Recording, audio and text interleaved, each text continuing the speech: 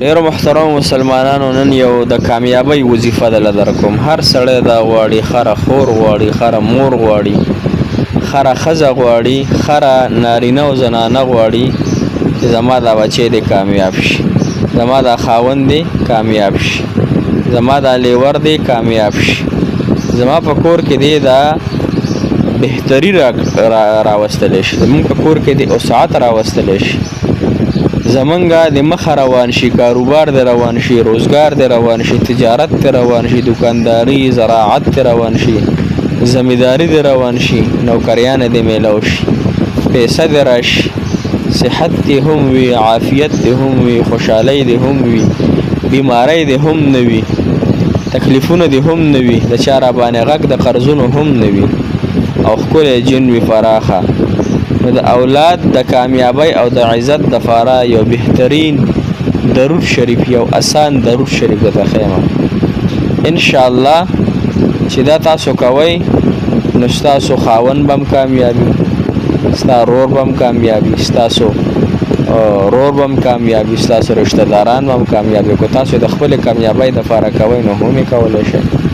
نو لهذا ټولې کامیابانې، ټول عزتونه، ټول راحتونه، د دواړو جهانو خوشحالۍ دا صرف د الله جل شانه په لاس کې، او د هغې الله چې ډېر کریم دی، ډېر سخي دی، ډېر زیات قدردانه دی، ډېر زیات طاقتور الله.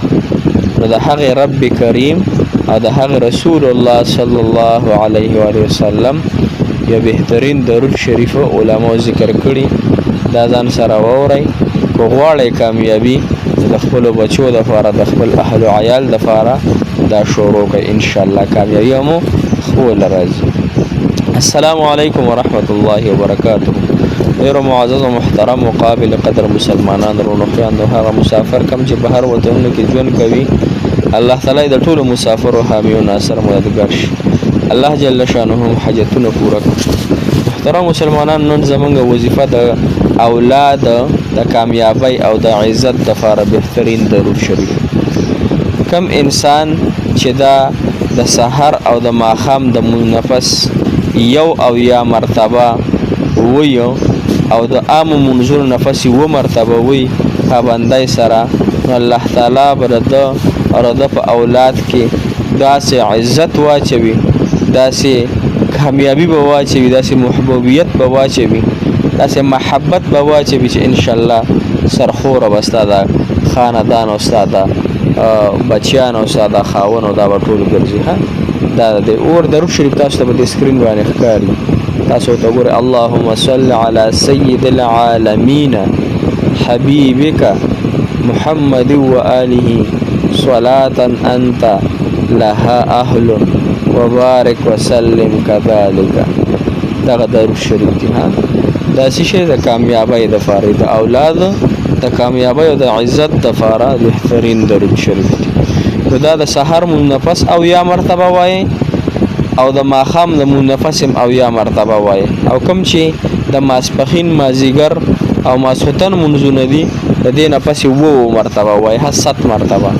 د سحر او د ماښام منفس سو یو او یا مرتبه، یو او یا مرتبه وایي، یو او یا مرتبه. صحیح شوه؟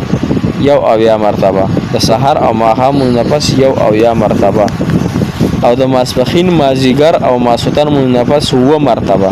دا انشاءالله تاسو روزمره وایي، ډیلی وایي پابندۍ سره، الله تعالی به درته ډېرې خوشحالۍ درکړي.